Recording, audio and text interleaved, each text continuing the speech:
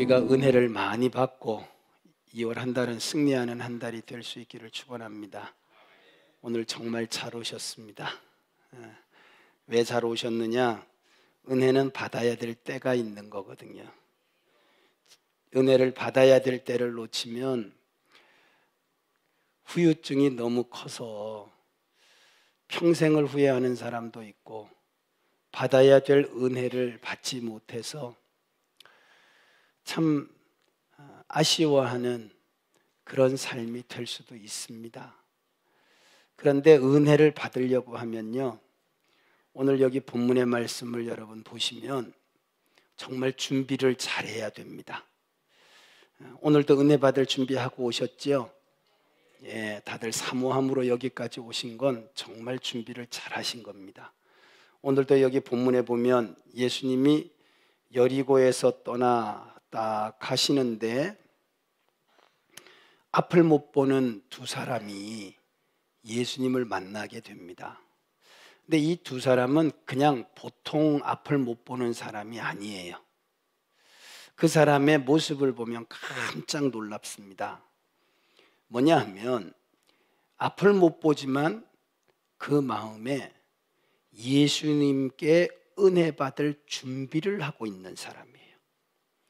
어떤 은혜 받을 준비를 하고 있느냐? 사실 이 사람들이 다시 눈을 뜬다든지 자기 인생에 기적이 일어나려고 하면 한 가지 방법밖에는 없습니다. 그게 뭐냐 하면 이사야 선지자가 예언한 그분이 오셨을 때만 가능한 거예요. 도대체 그게 뭐냐? 이사야 42장 7절로 보면 내가 눈먼 자들의 눈을 밝히며 갇힌 자를 감옥에서 이끌어내며 흑암에 앉은 자를 깜방에서 나오게 하리라. 뭘까요? 메시아예요. 메시아. 그러니까 메시아가 오셔야지만 자기에게 이런 은혜가 그리고 이런 기적이 일어날 줄을 준비하고 믿음을 가지고 있었던 거예요. 이 믿음을 가지고 이 두 사람은 비록 앞을 보지는 못했지만 그들은 포기하지 않고 계속 메시아가 오기를 기다렸던 거죠. 오늘도 우리가 은혜를 받으려고 하면 믿음이 있어야 되고, 오늘처럼 이렇게 기도의 자리에 나오는 사람은 내가 기도를 하면 하나님이 들어주시고, 그래서 하나님이 고쳐도 주시고 하나님이 바꾸어도 주시고 하나님이 나를 새로운 삶의 길도 열어주신다, 이런 확신을 가지고 믿음을 가지고 그 다음에 준비를 철저하게 해야 돼요. 때를 기다려야 된다 이 말이죠. 중간에 포기하고 중간에 낙심하면 안 되는 것이지요. 사실 메시아에 대한 간절함은 있었지만 언제일지 모르는 그들의 인생 가운데 그날을 위해서 그들은 계속 기다리는 거예요. 그런데 소식이 들려요. 예수라는 분이 있는데 그분이 여러 가지 기적을 일으키고 놀라운 일을 행한다. 그러니까 이 사람들이 막 하는 이야기를 앞을 못 보니까 귀가 발달해가지고 다 듣고 있는 거예요. 우리도 그러잖아요.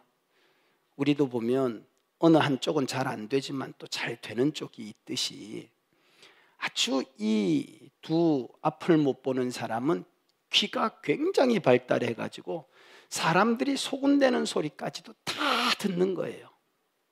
그런데 그 듣는 한마디 한마디가 다 그들에게는 희망으로 들려지는 거예요. 왜냐하면 예수님께 대한 모든 이야기가 긍정적이었단 말이에요. 오늘도 여러분 은혜 받으려고 하면요, 들려지는 모든 소리들이 긍정의 하나님의 은혜가 있어야 됩니다. 모든 것이 은혜가 돼야 돼요. 그래서 간증을 듣는 것도 우리에게 도움이 되고요, 또 많은 사람들의 그런 삶의 좋은 신앙의 본이 되는 이야기들도 듣는 것이 우리에게 유익이 됩니다.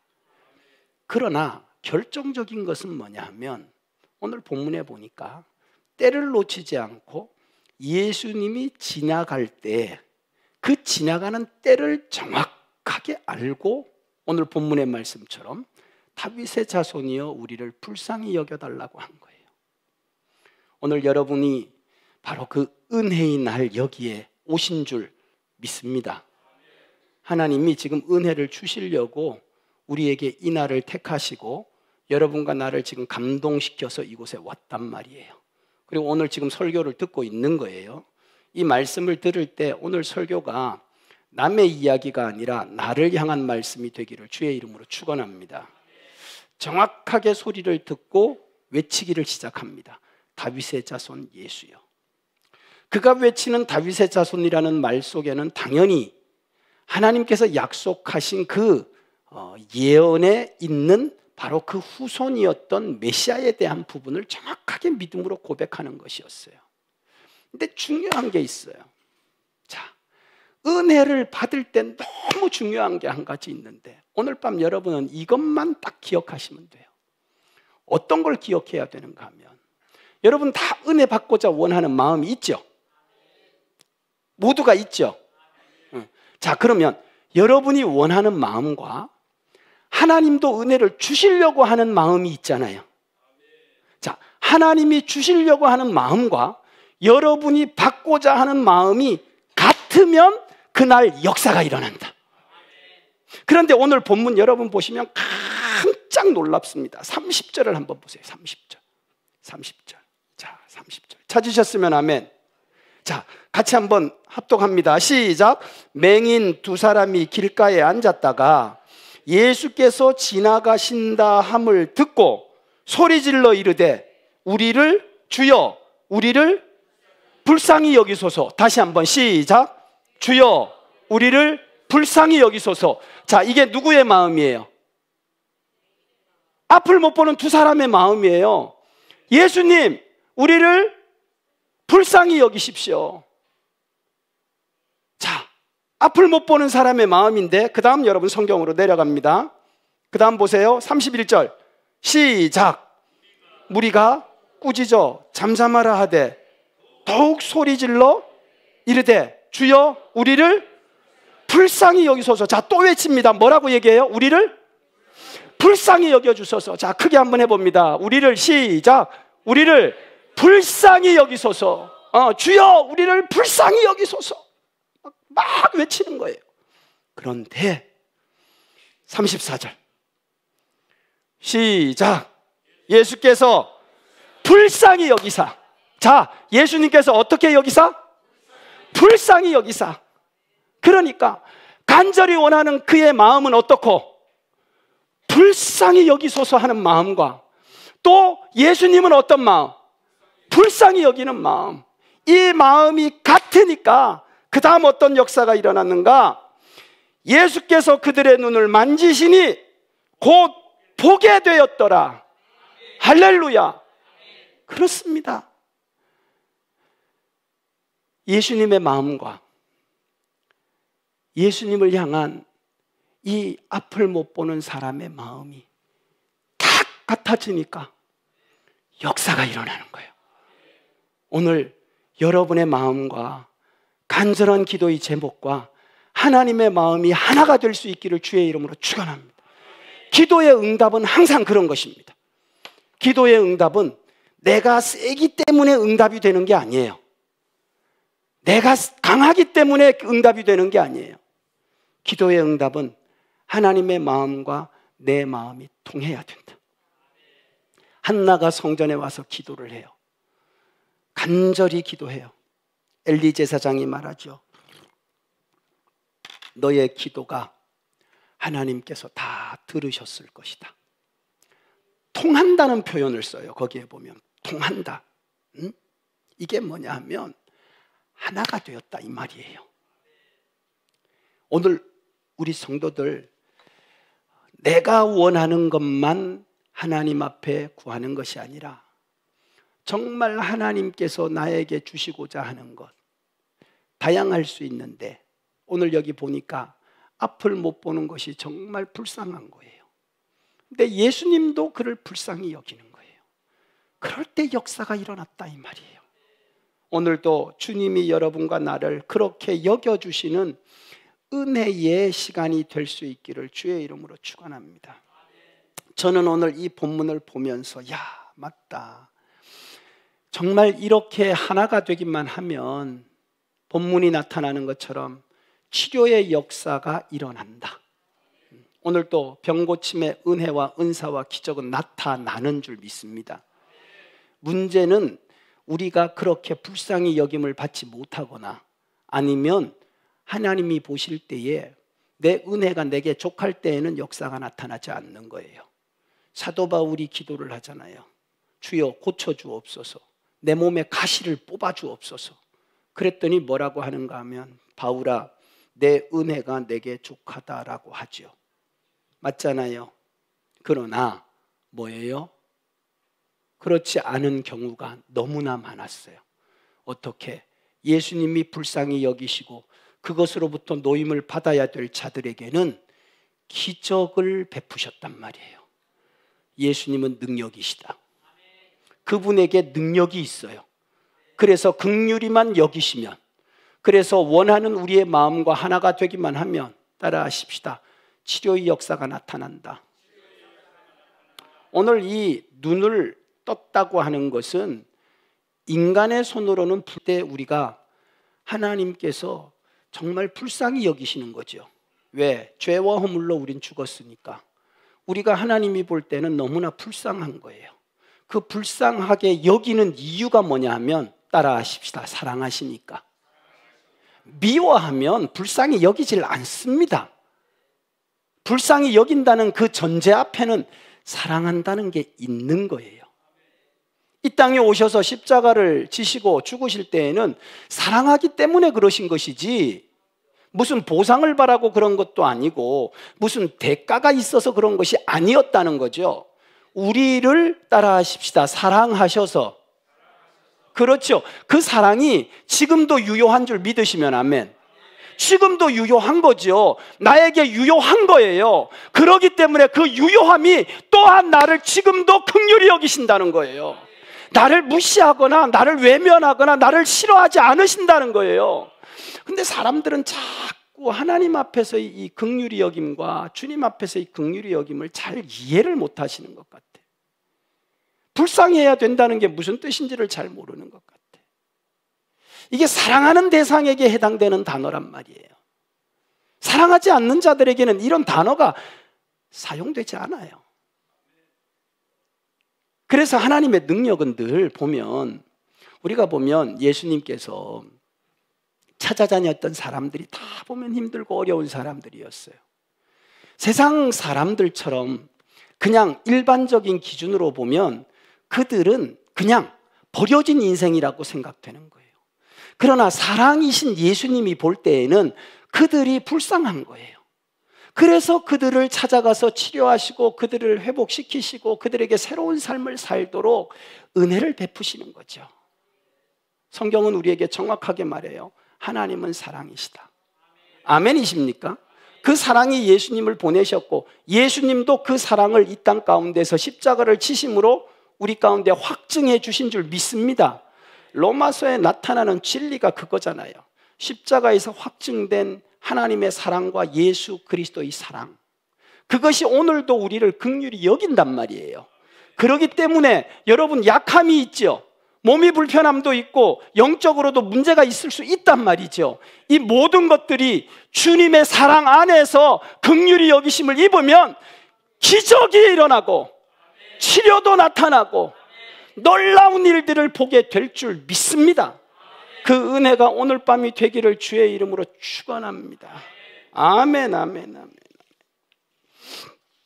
저는 정말 예수님께서 불쌍히 여기신다는 게 얼마나 귀한 것이고 또 그 사람도 불쌍히 여김을 받으려고 할 때 이것이 얼마나 큰 능력이었는지.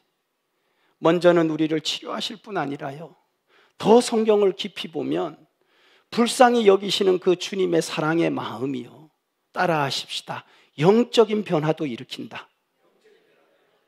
다시 영적인 변화도 일으킨다. 우리는 육신을 가지고 있기 때문에 보이는 것에만 자꾸 신경을 쓰는데 여러분, 보이는 것은요, 보이지 않는 것에 지배를 받습니다. 눈에 보이는 것은 보이지 않는 것에 지배를 받는다고요. 여러분의 마음이 여러분의 몸을 지배하고 있고요. 여러분의 생각이 여러분의 삶을 지배하고 있는 거예요. 여러분의 영혼이 여러분의 삶을 이끌고 있는 거예요. 근데 사람들은 그걸 알지 못해요. 그래서 사람들은 자기에게 보이는 것만 매여 살아요. 단순히 나타나는 현상만 보고. 그래서 사람들은 그거에 매여서 어찌할 줄을 모르죠. 오늘 예배의 자리에 나온 우리 성도들은 이 영적인 세계를 좀 이해하면 좋을 것 같아요. 예수님의 이 긍휼히 여기심은 단순히 눈에 보이는 이런 현상들만을 말하는 것이 아니라 그 이상의 것을 주님은 알고 계신다고 하는 사실이에요. 마가복음 5장 이하에 보면 거라사라고 하는 지역에 귀신 들린 자가 있었어요. 근데 이 귀신 들렸다는 게 뭐냐 하면 귀신의 지배를 받고 귀신의 영향을 받는 거예요. 그러니까 정상적인 삶이 되지 않고 막 소리도 지르고 막 해코지도 하고 하니까 사람들이 그 사람을 쇠사슬로 꽁꽁 묶어버린 거예요. 그리고 그 사람을 사람들이 살지 않는 곳으로 쫓아냈는데 무덤 사이에 있는 거죠. 해결이 됩니까? 그런다고? 절대 해결되지 않아요. 그 사람을 정상으로 돌이키려고 하면 따라 하십시다. 귀신이 떠나가야 된다. 귀신이 떠나가야 된다. 그런데 예수님의 마음은 어때요? 예수님의 마음은 그 귀신이 떠나가기를 원하는 마음이잖아요.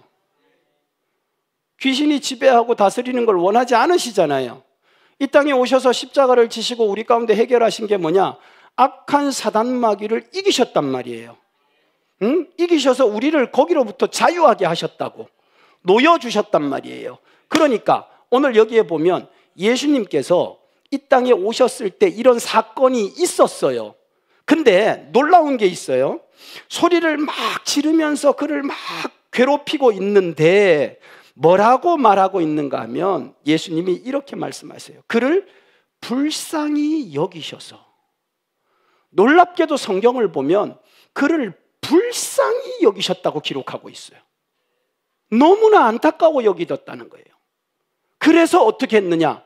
말씀을 보니까 예수님이 불쌍히 여기심으로 그에게 있던 이 마귀 귀신을 말이에요, 돼지에게 들어가게 해갖고 그 사람을 고쳐준 거예요. 따라 하십시다. 예수님이 불쌍히 여기셔서 고쳐주셨다. 자, 우리 성경 한번 같이 읽고 계속 살펴보겠습니다. 마태복음 5장 19절.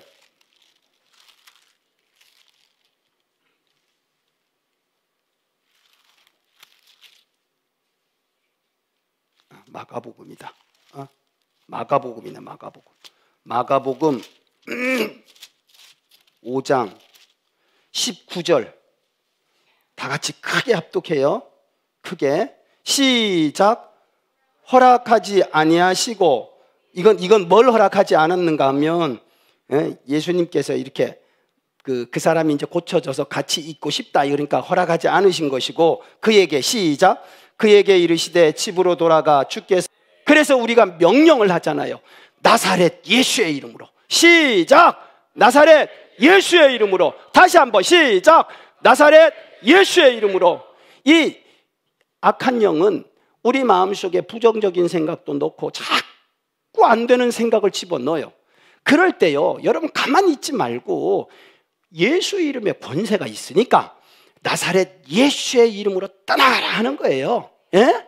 이 나쁜 생각, 우리를 아주 못된 생각으로 우리를 힘들게 하려고 마음에 막 사단이 와서 역사할 때는요, 나사렛 예수의 이름으로 떠나가라 그래야 된다니까. 한번 해봐요. 시작.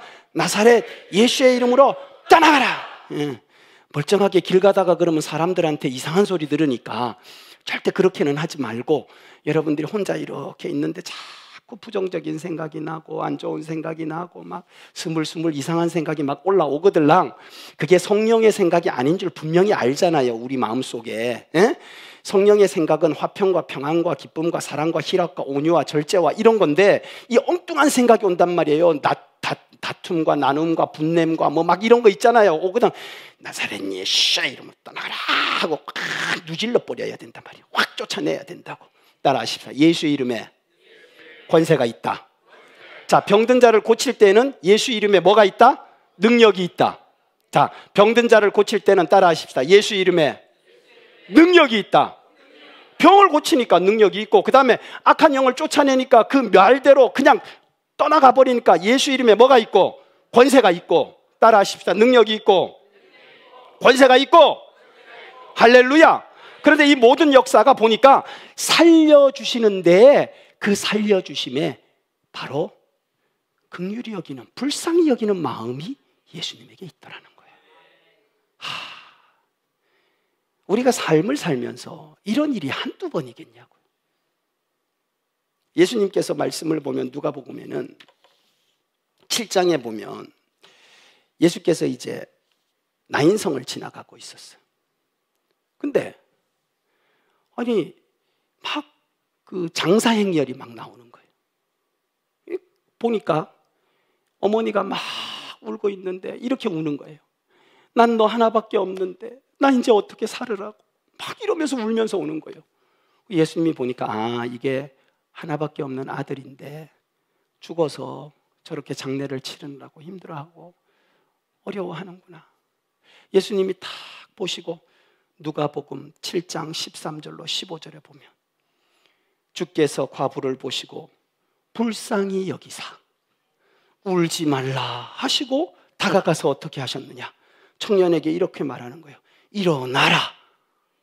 아이고, 예수님이 일어나라 하니까 죽었던 자가 벌떡 일어나서 말도 하고 어머니에게 다시 살아서 돌아갔다.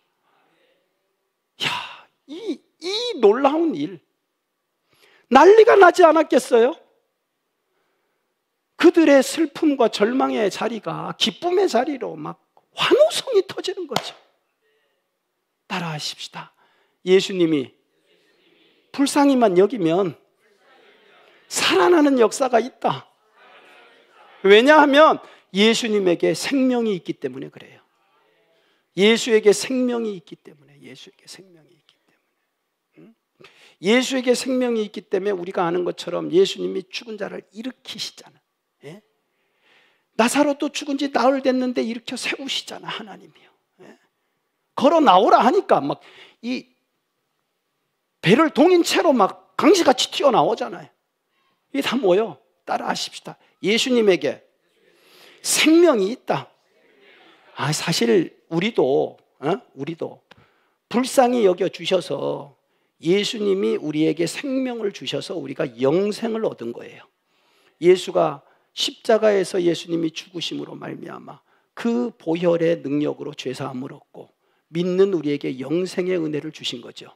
여러분과 나는 정말 받은 은혜 중에 가장 큰 은혜가 생명의 은혜인 줄 믿습니다.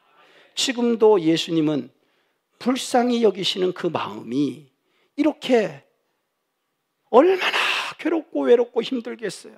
그런데 생명이 있으니까 그들의 생명도 일으켜 살리시는 역사를 나타내셨다 이 말이에요. 이것은 예수님의 마음과 그 장례 행렬의 마음이 같았던 거예요. 어머니가 불쌍하잖아요. 예수님도 불쌍히 여기잖아요. 역사가 일어난 거죠. 따라하십시다. 예수님이 능력이 있으시고 생명이 있으시고 권세가 있으시기에 불쌍히만 여기면 놀라운 일이 일어난다.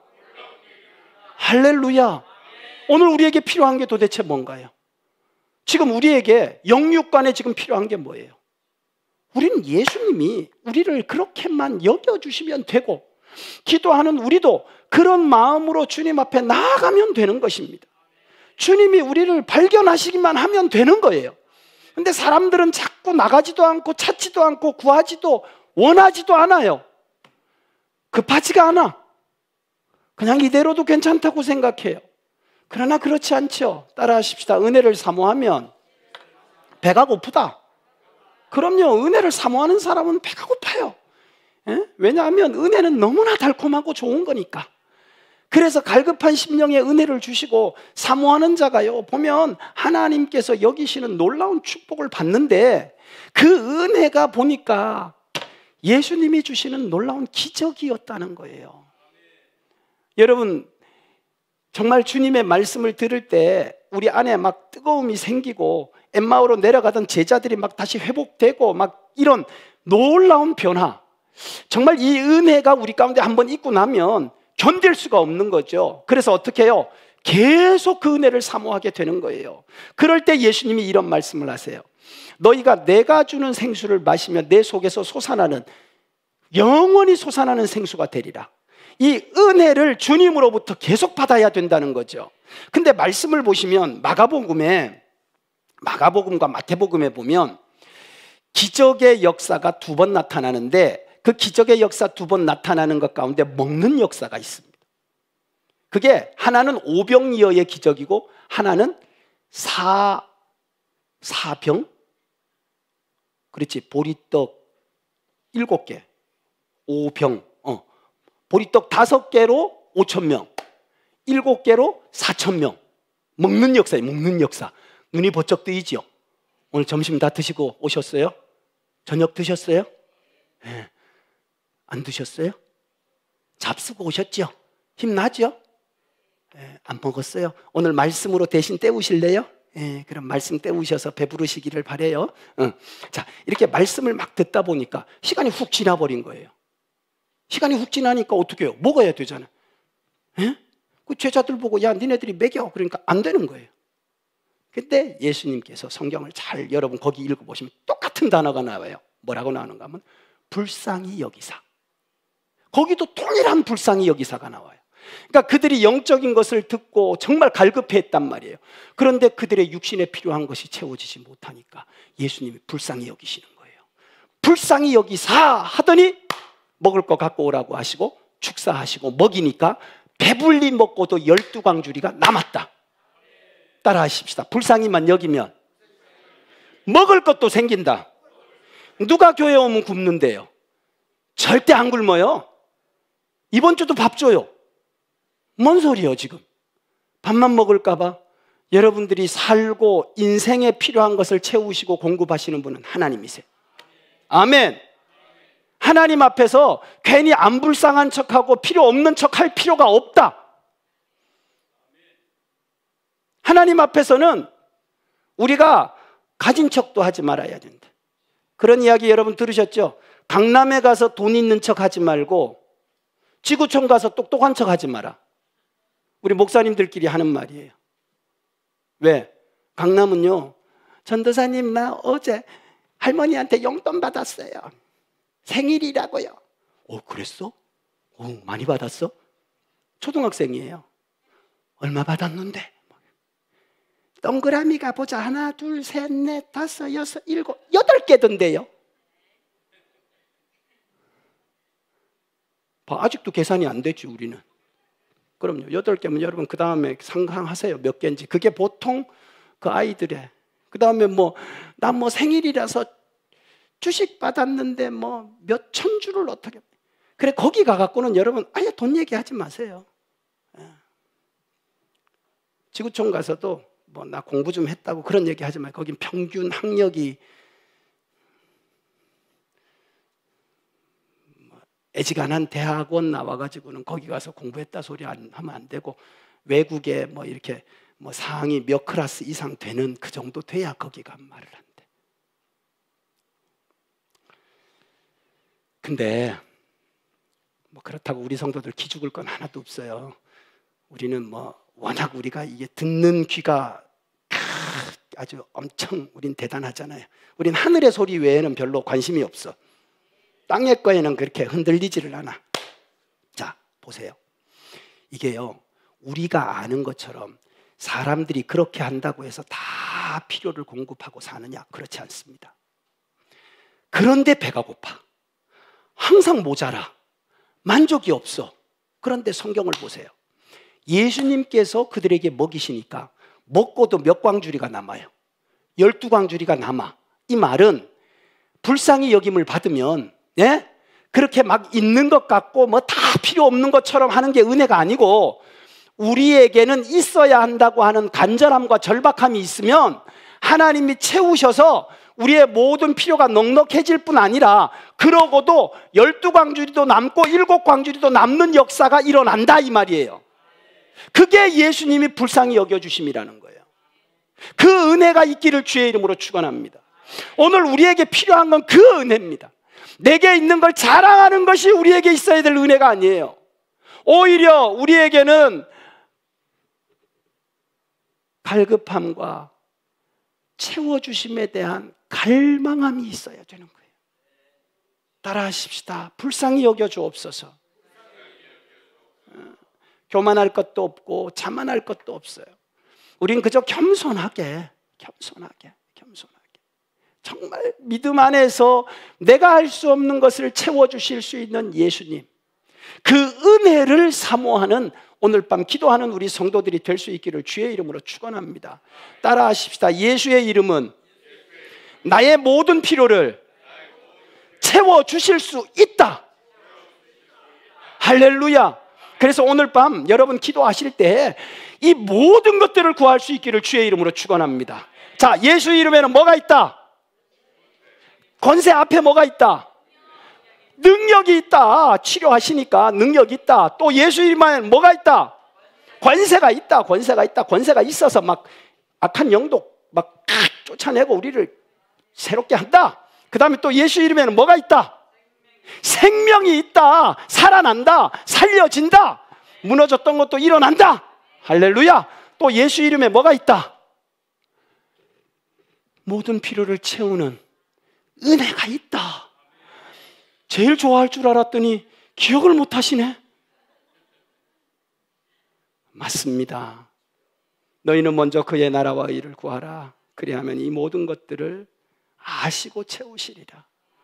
정말 예수님 앞에 말씀을 듣기 위해 나왔던 갈급했던 영혼들, 그들은 생명의 말씀도 들었고 먹여주시는 떡도 충만하게 먹고 남는 역사가 있었듯이, 우리 성도들 영적으로도 은혜에 충만하고 삶 속에서도 채워주시는 기적과 만족함의 은혜가 있는 예수 이름의 축복이 함께 하시기를 주의 이름으로 축원합니다. 앞뒤잡으로 인사하십시다. 예수님만 있으면 가능합니다. 시작. 할렐루야.